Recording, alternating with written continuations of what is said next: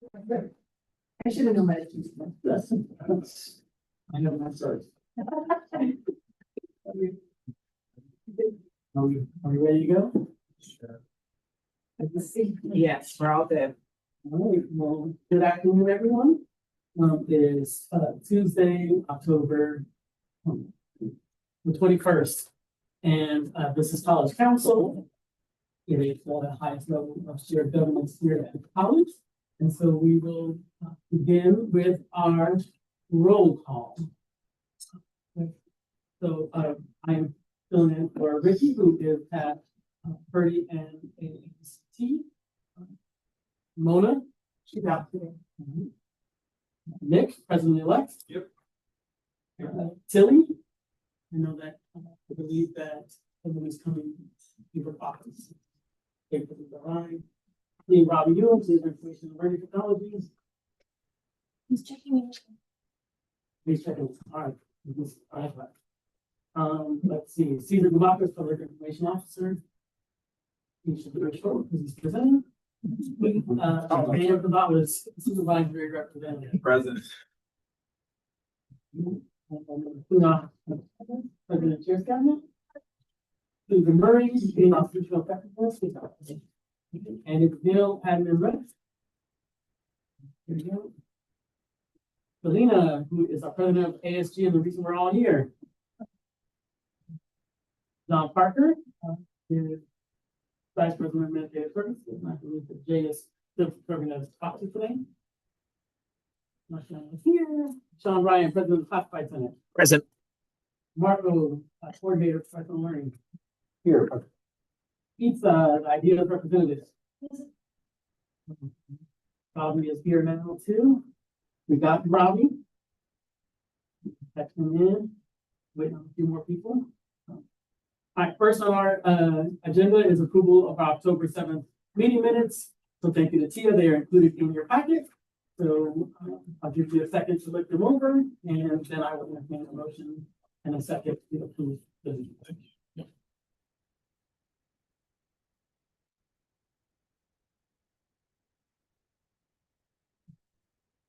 Motion to approve. Got a motion from Sunan and a second. I second. And a second by Daniel. Any questions about or any concerns? All in favor, say aye. Aye. Any opposed? Any abstain? Okay. Minutes are approved.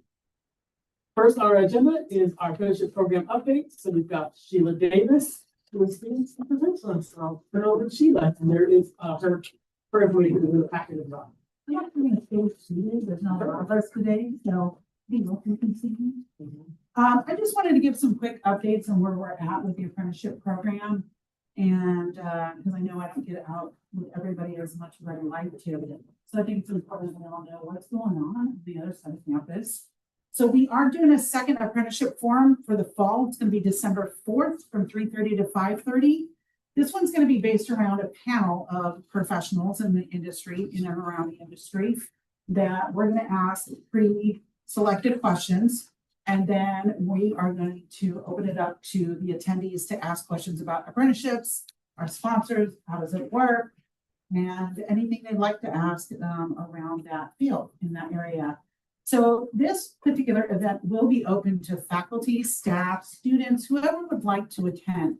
The last one was more dedicated to our apprenticeships because that was more for resources on campus. So we really wanted to diversify a little bit and open it up to everybody so that you all, if you wanted to and have the opportunity, could come learn more about the different areas that we work in apprenticeships. So, and then the last one was held in the morning. We wanted to do an afternoon one. A lot of our apprentices work different shifts on some of these companies. They have 3 different shifts. So we want to try to schedule it around what they're doing on their job sites. And then right now we're going through the fall 2025 roadshow. This is actually one of my stops. Again, just to educate you all about apprentices and what we're doing and just give you a snapshot of what's to come and what's been going on. We are currently in talks with General Dynamics. It's very preliminary right now to maybe start a program with them. again. Apparently we had one quite a while ago, but we'd like to just reinvigorate that program and get that started again and maybe add some new trades to that as well. So we're really excited about that. Ricky, our dean, Dean Jesse Lopez, and I have a meeting with them in a few weeks to talk about what they're looking for, how we can help support them, and a possible relationship building opportunity. So the last time I was here, we were working with GCAN Aerospace to build a relationship and an apprenticeship opportunity. That is done, and those students actually started on yesterday, for the first class. So we do have now GCAN Aerospace students that are taking classes with us. And so we're really excited about that opportunity. GCAN Aerospace is located in El Cajon. They have a brand new facility out there, and they focus on machining, manufacturing. So that's what our students are doing. One of the things about this new relationship is our old legacy programs like SCGD, NTS Trolley, Black Contractors Association, they would hire their own people off, their websites and that type of thing. I wanted to retool that ever since I came in here. So all new companies coming in, we have them hire our students directly. And so they're not hiring outside folks. They're giving students opportunities directly to be a part of these organizations right out the gate. So the two students that are with GCAN that started yesterday are both our students. So we're really excited about that opportunity because they're getting a pathway right away without having to apply at SCGD, maybe not get in, that type of thing, go through this lengthy interviewing process. We did a one-on-one interviewing process with them. We had GCAN come in and meet with students who were interested in the program. And they brought their subject matter expert to come in and talk about what they do on a day-to-day. And so the students who attended turned in their resume and they selected from that. So that's an exciting opportunity. Instead of going the other way around, we're taking those students directly and putting them into jobs. So an additional thing, we have a new apprenticeship counselor that's going to be helping train with our retiring counselor who's been trying to retire for quite some time. Cassie Morton has been trying to retire. And so we have Derek Young from the counseling department coming in, and he will be assisting with providing office or Zoom hours once a month for our apprenticeship program. So it's obviously a smaller population than our general population, so we don't need as many hours. We're going to pilot that program where their Zoom hours are on Saturdays. And students, I believe it's like 8 to 1. They'll be able to check in with the counselor and ask questions or set up appointments. And we'll be sending out the schedule soon once that's solidified of what that will look like for the remainder of the semester and the first part of spring. So you all will be seeing that soon on what that schedule looks like. Julie, did you say the counselor will be there on Saturday or Sundays? It'll be Saturday, Saturday. Yeah, and he'll be Zoom for Nice. 4 or 5 hours. And that'll be once a month, which is about the bandwidth of what we need right now. And that may change, but we want to pilot it. Before it was as needed. Cassie was kind of all over the place. And it wasn't a bad thing, but we want to streamline the process where each month they know that, hey, on the third Saturday, we can log in, we can check in, we can book appointments just specifically for our population. So that's another exciting opportunity. So these students aren't fumbling around trying to get Cassie appointment with her, but she's traveling a lot and she's been trying to retire. So it's a good opportunity for her to go ahead and make that happen. All right, for the apprenticeship program, we're also developing an advisory board. That's going to be coming up in spring 2026. I was hoping to do it for fall, but that did not happen. We've been incredibly busy trying to build new relationships. And so my goal is to get that up for spring and start inviting companies and sponsors and deal makers who would like to contribute to our program on how to better it or what we're doing right, what we're doing wrong, and how to make those changes or just keep things the same. And so I'm really excited about that opportunity to hear the feedback from our community and those that we're working with. All right, and the last thing before I let you go to the rest of your meeting is some of the apprenticeship opportunities that are in the pipeline. So a lot of people have this conception that apprenticeships a lot is machining, manufacturing, electronics, electricity. That's kind of the mainstream. That's true. We want to branch out of that. When I came aboard, I was like, wow, we're just so streamlined and cookie cutter in what we do. We need to expand opportunities. There's so many labor market studies in other areas like childcare, healthcare, obviously nursing. But we are looking at behavioral sciences and the AODS program, workforce partnership for San Diego works with a few companies here in San Diego that they'd like to move their apprenticeship program to us. And so that's in talks right now. Hopefully that will come to fruition. They work with an LEA out of LA. And so the students will have that hands-on touch with the school. It's kind of out of their way. And so they really wanted to have a place where they can land more locally, which would work what we come in and help support them with that. And so we're in talks with the dean about that and that program. And then we're also doing something for child development. It's called, some people know this, Soccer Shots, if you have young kids. Yeah, so we're working with Soccer Shots to do child development. Their staff or their coaches have to have a certain amount of early childhood education credits to be able to work for them. So they are developing an apprenticeship program, which is about halfway done right now that I've been working with them on. They're just getting the approvals through the Department of Apprenticeship Standards with the state, which is paperwork involved, as you can imagine. So that takes about 9 months. And so, like I said, we're about halfway through on that. So I'm really excited about that because it's another path for our students to get wages, get those credits out of the way, and they can take those credits and move further in that company or take them on to something else. And the apprenticeship program, I'm not sure if you know this or not, when students are in the apprenticeship program, they don't pay for their classes. If they're taking classes outside of the apprenticeship program, they do. But internally, if they're taking the classes that are apprenticeship based, they're all cost free. So that's why we love that program. It's an earn and learn model. They're not paying out of pocket and they're getting those pay increases at those companies and making those wages. A lot of the companies that we work with, after a year, they get medical benefits, dental benefits, education reimbursement. So they're not just apprentices, they're actually employees. They're just in the apprenticeship program and they stay on after the apprenticeship program is over as a staff member for 90% of our programs. So any questions?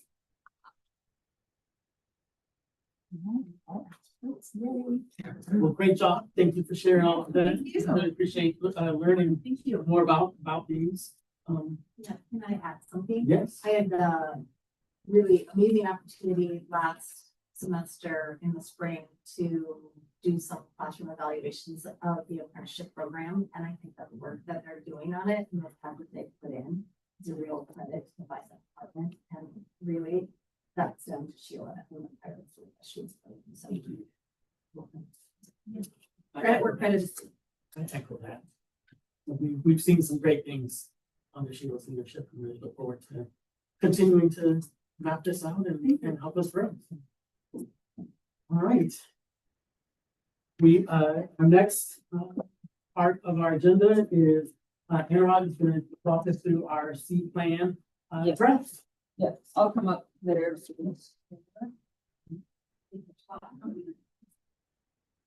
And this is also in your packet. So everyone should have in their packet. Okay, Marciano, I'm elbowing my way in right Come now. on in, come on in. I'll get closer to you as long as you Okay. don't invite. All right, so in your packet and also as an additional handout, everybody should have gotten an individual sheet. So we are at our 3-year cycle for our student equity and achievement plan. It's time to develop a new one. So you have in front of you the draft that's been a product of a cross-functional writing team, administrators, faculty, classified professionals. We've gotten feedback from the various areas that are represented in the plan. And so what I want to walk us through first is actually the first sheet is our our DI populations and the metrics, so disproportionately impacted populations and the metrics from our previous plans.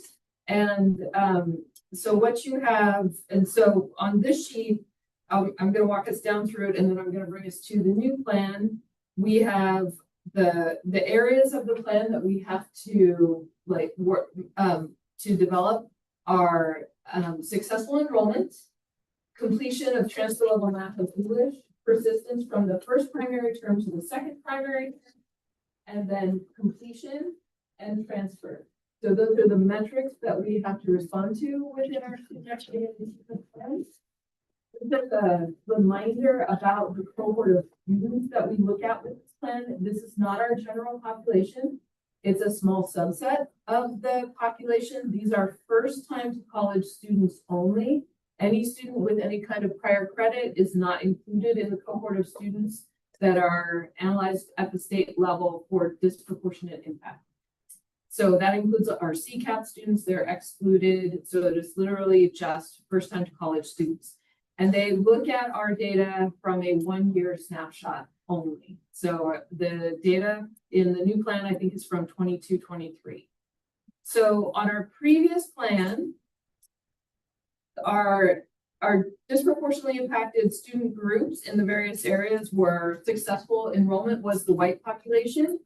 This is the one subgroup, or we have two subgroups. So the white population in successful enrollment, that group is carried over into the new plan as disproportionately impacted.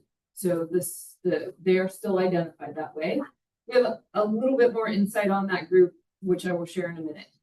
Under transfer level math and English, our disproportionately impacted student groups from our last plan were female students in aggregate, female Filipino subgroup, and then we elected to include Black female subgroup in that plan. And that was because in our previous plan of 6 years ago, that subgroup had been disproportionately impacted. And we had closed that equity gap, but we did not feel comfortable not calling out the work that had been done to close that gap. So some of what you'll see when we move into the new plan is that the state has responded to that and restructured the new plan to allow you to maintain a narrative about the interventions you have developed, even where you have closed, where you don't have specific disproportionate impact, because I think the state has begun to acknowledge that you don't want to let go of what you have been doing to support a population that historically has struggled in certain areas within the community. So the new plan allows us to do some of that work. So all three of our disproportionately impacted subgroups in completion of transfer level math and English, we met all of our goals. None of those subgroups show up in the new plan as disproportionately impacted. In persistence, we were at the last reporting cycle, which is what you have in front of you. We were still in progress on female LGBTQ in first term to second term persistence, and for Black males in first term to second term persistence. Since then, they do not appear as DI, as flagged as DI for the new plan metrics. So our new cycle, those subgroups are no longer disproportionately impacted. In completion on our last plan, Latino males, and you'll see that within the new plan, the state refers to this population as Hispanic. So I'm using that term because it's the term being used in the plan, but I just want to let everybody know I'm aware that's not the preferred term. So that population, males in particular, in completion persists into the new plan for disproportionate impact. We still see it. It is a trend. In lots of places we don't have trends. This one is. In transfer, we had Latino males as the subgroup. The male subgroup no longer persists, but what we do have is the Latino population is now identified. So in aggregate, gender non-specific, in aggregate, the Latino population is disproportionately impacted in transfer. And our foster youth population from our old plan We were in progress at the last reporting cycle, but foster youth do not show up as disproportionately impacted in our new metrics. The state pulls our metrics and gives them to us. So this is the state identifying for us where we still have disproportionate impact to work on. But the really good news is that much of our previous disproportionate impact in a bunch of areas within the plan has been addressed. So sit with that for a moment. Yes, yeah, Something thousand. yeah, definitely something. Thank to you, develop. Nancy. So in the new plan, what you have in your packet, the cover sheet of the new plan, the state has given us our new disproportionately impacted populations to be working on. The state has also shifted away from a model where we write our own goals. The state now gives us our goals. There are only 2 goals under each metric. The first goal is to eliminate disproportionate impact. The second goal is to fully close the equity gap. So those are our 2 goals. That looks like the direction the state's gonna persist with in terms of how we plan moving forward. So, Hannah, there's a quick question. Yes. Says, what data is the baseline year? almost positive it's 22, 23. I need Susan Murray, but I'm like 90%. I think you're. I think it's 22, 23. Yes. And so we don't get to look, the state does not look at a trend. It is a snapshot. Okay, so the nice thing about the way that the state presents the data is that they give us not just our percentages, but they give us our numbers in order to meet the goals. So if you're looking at, for example, in successful enrollment, if we are looking at closing the gap in successful enrollment for Black or African American students, to eliminate DI, we need 2. To eliminate any kind of equity gap at all, we need 31. And so it's a really nice way to present it because it makes it very tangible and it makes it very real, like where you could develop interventions and how you could actually reach the number of students we need to reach in order to make progress along these lines. So our new enrollment, disproportionately impacted students under enrollment are Asian female, Black or African American, and the white subgroup, like I said, persists. We still have to dig into that subgroup. We weren't able to disaggregate it in the way that we wanted to through the last plan. But one thing that Susan Murray was able to look at is this is a trend that is can be detected across the board for California community colleges. So we suspect that a large contributor at our own college is just the fact that white students are more likely to have applied to a community college as a backup plan while they're waiting to find out about 4-year admissions. And then the enrollment doesn't follow where a white student has been offered an admission at a 4-year college. We suspect that because the trend is across the board statewide. So, but as you will see, as you dig into the plan, is we have strategies for digging deeper into the white population and disaggregating that population, because we do know that it's made up of a whole bunch of different ethnicities, including a lot of Middle Eastern students, like a lot of students that are coming from refugee situations. So there are different things that could be happening within that population. So for transfer level math and English, our new subsets that we need to work on are first generation students, Hispanic students, and homeless students. So these are the ones that are now disproportionately impacted in math and English completion. And that is math and English completion at the transfer level within 1 year of the first enrollment date. Persistence is first generation, homeless male, 2 or more races, and white students. Completion is first generation male, Hispanic male, and male. And then transfer is economically disadvantaged and Hispanic. So as you look into the plan, you'll see that it is divided up by the metric. And the changes that the state has made that are encouraging are that the key strategy for addressing the disproportionate impact. We have key strategies for addressing the disproportionately impacted populations, but we are also allowed to actually just add in what are our key strategies in enrollment to support the overall population. Within that population, we can actually talk about the fact that to support our population, we need to be addressing the needs of students that have been historically marginalized so that where they don't experience disproportionate impact, they still receive the kinds of support, the targeted supports that they need in order to succeed and thrive at community college. So the state's made some shifts that are actually very nice in the new planning document. So as you go through the document, it's quite lengthy.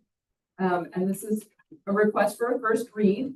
So the strategies are broken out for those that target the disproportionately impacted populations, and then the strategies that serve the overall populations. And then as we move to the back, there is a section that asks us to align the work of our areas that support Vision 2030 with our student equity plan. And that's what you have in front of you. Field questions? Question. Let me start by saying that I want to thank Anna and Claudia and Bernice. Well, Ismail Ismail. and Eddie and Susan, yeah. So there's a small group of folks that took a stab at doing this, at putting this plan together. As Anna mentioned, the plan is going on the road, so I know that it went to academic senate yesterday. And they're on the agendas for the other groups to be able to respond to it. But one of the things that we wanted to just also reiterate to folks that in the plan, one of the things that we want to make sure that we're highlighting to folks, as Anna mentioned, is that we realize that there are some things that we did really, really well. They're going to show back in the plan because we don't want it to feel like when we achieved that, we can check the box and now we can move on to something else, because then chances are it's going to show back up in the metrics in the next one if we don't continue to sustain the strategies in place. So we want to make sure that, because that came up during the Student Service Council meeting, that folks were like, oh, does that mean we're going to stop doing X, Y, Z? And the answer is no, we're not going to stop doing any of those things. Like, we're going to, if anything, we know that those things are working, so we're going to hopefully continue to do those things. But what you will see in here is, in particular, our men and our Latino men show up in many places that they weren't before, and so we need to we got some work to do. Yes, and sorry, one last component of the plan that's actually really important is that we are asked to select a population for particular focus, and because the Latino population and then in particular males are showing up. One, we have consistent crossover in at least one metric, and we still are seeing very similar disproportionate impact. It's no longer gender specific in transfer, but we know that males are contributing to that. So we're recommending and have developed material to focus on our Latino population in general for a cross metric kind of like intensive focus for support. Any questions for, you folks take this back? This one, the one you showed us with this one, this is just the information for us. The other one is the verbiage in the plan, the other packet. Oh, I accidentally handed you two. They're identical. Yes. Oh, they're identical. Yes. One is, It should be. one is a lot more words, though. They're the same. Oh, the one that I Xerox might not have the second half. Gotcha. Take the longer Ignore document. this one, Take the fatter document. the fatter one. Yes. I'll just read both. We'll be coming back we have to take this to board. All of the plans are due by December 1st. So the plan is to take this, and they must all be board approved. So all the colleges are going to board after the November 13th board meeting to get it on there. So everybody's making the round. Right, moving on, we've got number 5, we've got recognition of services, recognition of service professional learning, Mark. That's me again, yes, all right. Well, from last, so 2 weeks ago, I did the same thing. I just had a long list of individuals because I clumped them all together, didn't spread them all out. So last time I recognized a few individuals that have really helped me, you know, on a regular basis in professional learning in their particular area. Anna's actually one of the ones I'm recognizing today. So I'll start with Anna. So Anna's been one, she helped with my onboarding, right, when I was first hired in the position, incredibly helpful to do that. But she's been involved in many different aspects of professional learning for supporting classified professional learning, but in particular faculty as well. Doing a lot of what she does here, thinking about issues and challenges and helping plan and produce some of these things. So this is just a recognition for her and a thank you from me and professional learning and her recognition of the support that she does behind the scenes for all of campus, but faculty in particular. So thanks, Anna. Thank you. And then my other individual is Tucker Grimshaw. He couldn't be on Zoom today, wasn't available, but I'll send him his certificate. He helped with our Universal Design for Learning and Accessibility cohort last spring. And so he was able to come on board and help support us in that. So I want to recognize his contributions in that area. And he's continuing to help in that area with Darren and Taylor and DSPS, working on how we want to provide more support for Universal Design for Learning. And so I'm recognizing Tucker Grimshaw to helping with the cohort. Because even though the faculty, when we were using our student equity and achievement funding to support the creation of the course and delivery, right, you get compensated to do that. There are not a long list of faculty raising their hand to do that. And so again, I want to highlight he went out of his way to provide time and expertise to learn. He didn't know everything about UDL, to learn about it and then provide it in a manner that was cohesive, understandable, and welcoming for the faculty that were there. So thank you, Tucker.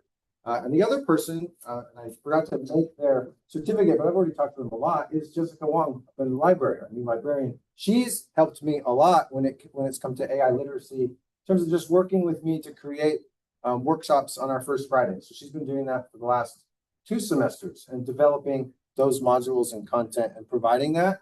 Something that, from what I understand, at least across different campuses, is unique to have our campus provide at least regular workshops once a month like that. And she's beginning to learn a lot more about AI literacy. And she's always, she's been incredibly helpful in saying, yeah, I can learn that and put something on. And she's receptive to feedback. And so I wanted to thank her. And the librarians I know together are working a lot on AI literacy and getting into the different classrooms and doing presentations. So I'll recognize, and she couldn't be here again today. She left early today, but Jessica and her contributions in that arena. So again, thank you. It's a team effort, right? It's not Marco's professional learning. It's if I can connect to people on campus, that's really how it works. We have a nice, huge network now of individuals who are contributing ideas across campus and all the different constituent groups. So thank you to Anna and Jessica. Congratulations to And Tucker. those folks. Round of applause. Thank you, and again, Mark, you're doing fantastic. Really appreciate all the stuff that you're doing. Caesar is not here, so Josh has sent out some things about October Filipino History Month. The next event will be October 27th. He's had some other things that have occurred. I will butcher this, but it's Kai Bygong Luncheon. Hopefully I'm saying that correct. And then I saw that Velma recently today also sent out an event that will happen on October 23rd. So we encourage everyone in celebration for Filipino History Month to attend one or more of those activities. for the event next week, there's as Josh sent out the email, there's an RSVP link, because it's a catered event, for food. And it will also include something from Corinne is going to present on the give some historical context behind the month. So, more to come. All right, we've already, 7 is a repeat of 4, so we don't have to do that, but we've got, update on the impacts of the federal administration. There is no new plan, other than, the things that we've already kind of talked about. We're kind of in a holding pattern, so no new things, which is a good thing. We've been meeting with the folks in the areas that have been impacted by the cuts and or the folks that have been under threat of potential cuts.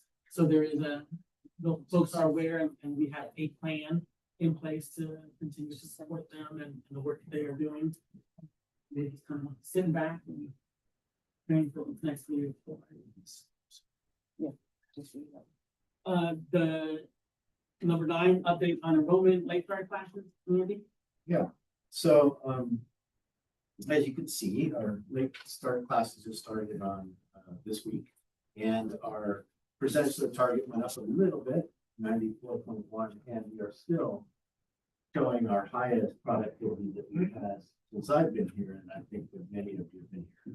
And I think that's a testament to Kelly's work with the SEM group and just our total focus the last 2 years on enrollment. I know that in the fall here, we had the magic bucket. I'm sure you've heard all about that. And we came up, we tried it for the first time. Magic bucket is a form that people can ask for more FDF, because nowadays we do not just repurpose it. We put it back, we give it back to the PPI's office, and then we kind of redistribute it based on student need, things like the counselor's way. And we made a rubric with that and chose 4 classes or 6 classes, and you can see them on the handout there. All of those filled immediately, so we did a good job, I think, in choosing those. We continue to work on meeting that FTS targeting. As I said, we're at 94.1, and the SEM group and others, the chairs academy, also the deans and the chairs together are working on strategies to reach our target of 100%, so that we can make sure that we can get our FDF that we are working with well. Tilly does a great job of putting together a report. You can read that. And yeah, I think for the most part, we're in a good spot. We have some work to do. I know that people are putting more requests into the magical bucket for intercession and for spring. And hopefully we'll be able to use that to reach our target. Yes. I have one question, and you may not know. I know this is for the report of October 20th, which is yesterday. Does that include everything up until yesterday? Or does it take into account I believe it does to yesterday, because she always puts it out in the afternoon. Okay. She waits for it to hit. Yeah. Okay. Great, thank you. This all probably been just tangentially tied that our enrollment management forum that we were going to be doing on November 7th.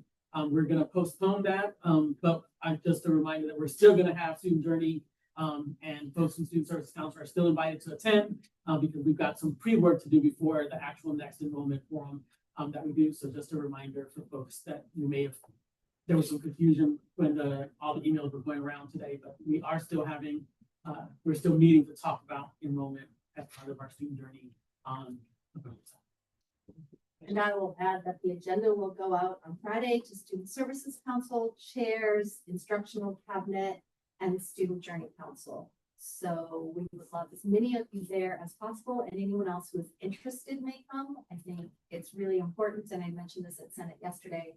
It's really important that more people understand sort of the nuances and complexities of enrollment management, because I think that will help people sort of, I think it's very important. Because I think it will clear up a lot of misconceptions about how things are allocated and why we allocate them that way, and hopefully clear up some of the frustration that people feel. Yeah, if I can add one more thing. So just going back a few weeks ago, DPI informed us that there's a little bit of an error in the actual FTEF that's reported on these, and that the actual FTEF is closer to the budgeted FTEF. I think that what was quoted was 259 instead of 260. But the report continues to show 247.66 as of yesterday. It was not really made clear as to why they thought there was discrepancy. So if we could bring back an explanation of where that actual discrepancy is, that would be really helpful for us. We'll take it back to the meeting. Thank you. How do I respond? Andy?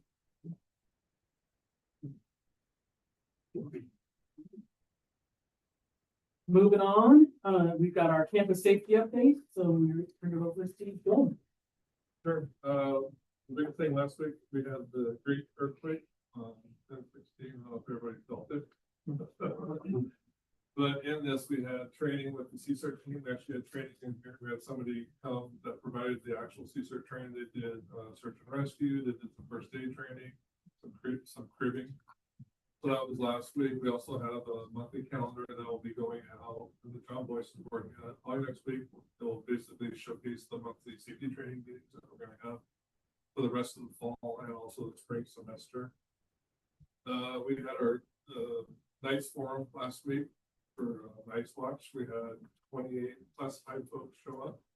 So we had a great turnout. So we're working on putting that program together. It's going to be a mixture of classified folks, good workers, project assistants. It's scheduled to launch on November 3rd. Daylight savings is the weekend before. We typically launch the week after. Any questions? Yeah. You can see every time. Yeah. Yeah. I heard the conversation with also, whether the night watch folks, I'm sorry, yeah, the night watch folks get paid. Yes.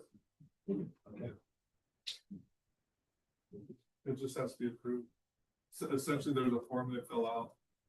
The supervisor has to approve it, just as knowledge that they're doing it, but it's. What's it better? Who's an English professor here? I got in trouble for using volunteering. They are volunteering their time, but they're being paid. Oh, yeah, sorry. This whole group. Words matter. Words matter. So, but the goal is 90%. It's kind of neat as we have in ranking and exec team. The goal is to have a 90% student-based core, and then we fill in classified folks in the middle of it. So we had a great turnout. We got a lot of super workers, so we're working. So next on our agenda, we've got update on Measure HH. So we'll start with Seville and athletics. So Andy. Yes, we had our first kickoff meeting last week. And I understand it was a very successful meeting, and we have scheduled our ongoing meetings for every 2 weeks on Friday from 11 to 1. So that was one of the main purposes of that. But yeah, and I think a lot of the information shared was things that we've already shared. But yeah, we're off and running. And I know that the athletics is separate, but they also, I believe, have their meetings all set up.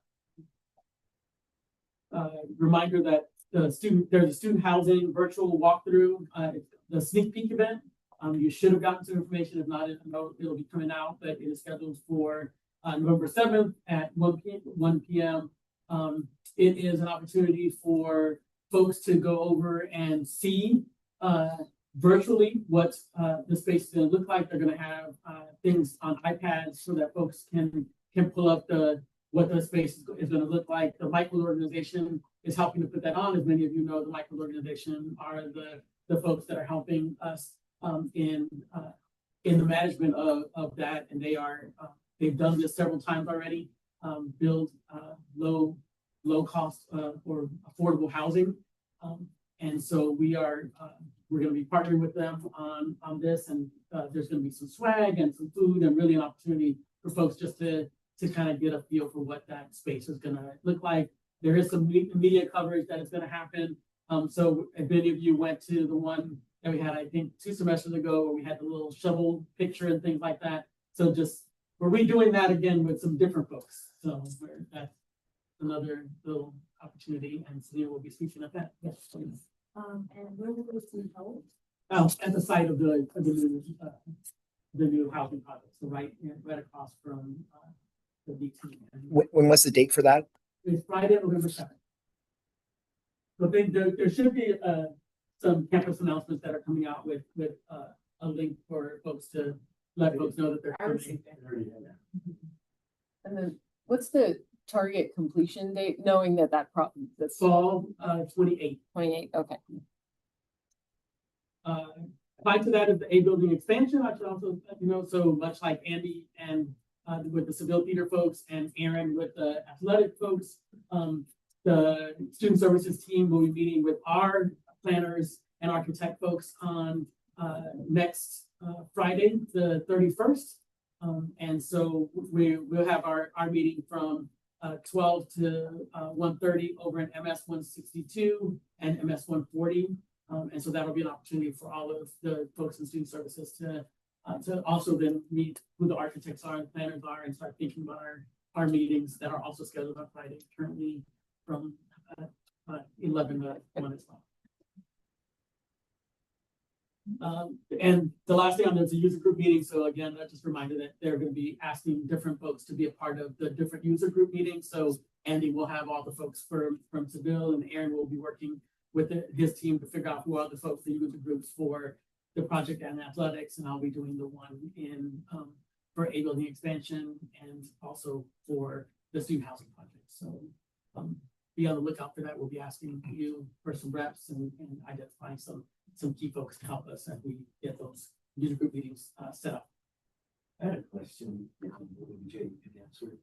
One of my faculty was asking about the L building, if that's gonna be impacted, because I didn't think so, so, but they had heard there was gonna be a staircase going all the way up and knocking down. I had never heard of that. So the only, I think it's phase 3. The only impact in that area will be, the plan is, if we go through with it, is to move the seats program between the L, where the Veteran Center, half of the M building comes down, and that's where the seats program will be. Okay, and I know they're getting like electrical upgrades and stuff like that now. In the L building? Yeah. I'm not aware of that. Says on that. On the long-term plan, probably. A couple of other announcements that weren't on there. So Carissa wanted to remind you all that an email just went out about next Wednesday being the Dia de los Muertos program down in the cafeteria. And so please be on the lookout for that and attend the event and encourage folks to be there. And then I see Nick wearing his Wayne State University shirt. And so it was a reminder because I met with Dr. Charlins and one of the things that we talked about, Marco and I had talked about our kind of promoting transfer days. So in consultation with Dr. Charlins, Tuesdays are now going to be transfer Tuesdays. And so the plan is to encourage folks on Tuesdays to wear gear from either your alma mater or another school that you can rep. And so with the hope that our students that are looking to transfer will ask questions about, oh, tell me more about where is Wayne State? And if you're not from Detroit, you wouldn't know that it's in Michigan, or you may not know that. So it's things like that. And then folks can ask about degrees and majors and why you chose to go out of state and all of the things. So transfer Tuesdays. So please pass the word on, and starting next week on Tuesdays, if you can start wearing your college gear and let's promote the transfer culture. Any questions? All right, then we are at the end of our agenda, so we will go with announcements. Are there any announcements or anything for the good? I have one. This will probably come back to College Council, but there were some updates to Title V in regards to our flexible calendar program, which is the Flex program, or that faculty now you have their obligation for each semester and year. The big change, they made several changes when it comes to wording in there to make sure that it encompasses all employees in the California Community College system, not just faculty. It was never intended to be just for faculty, but that's how it was interpreted at districts and college campuses. So they put out several different recommendations based on the changes, and it seems like there'll be a much longer discussion when it comes to our collective bargaining units and the district and colleges, because there is the understanding that all employees now will have the not just the opportunity, but the accessibility to attend professional learning, which faculty, that was never really an issue. It's really everybody else. So I'm just learning about that now because it came out in the summer and they're providing more guidance now. So I'll give updates as we get there. Selena. Yes, for those that work directly with students, ASG is hosting their October Club Rush on October 30th. It will be Halloween themed. There will be prizes regarding who has the best Halloween costume. So if you guys work directly, excuse me, if you guys work directly with students, it's a really great opportunity for them to join clubs and learn about And I believe that same Wednesday is Fubu happening around the same times. A lot to do on the 30th, and knowing that our board meeting is, also on that day. So 30, that's the 30. The Thursday, yeah, Busy day. busy day. Busy week.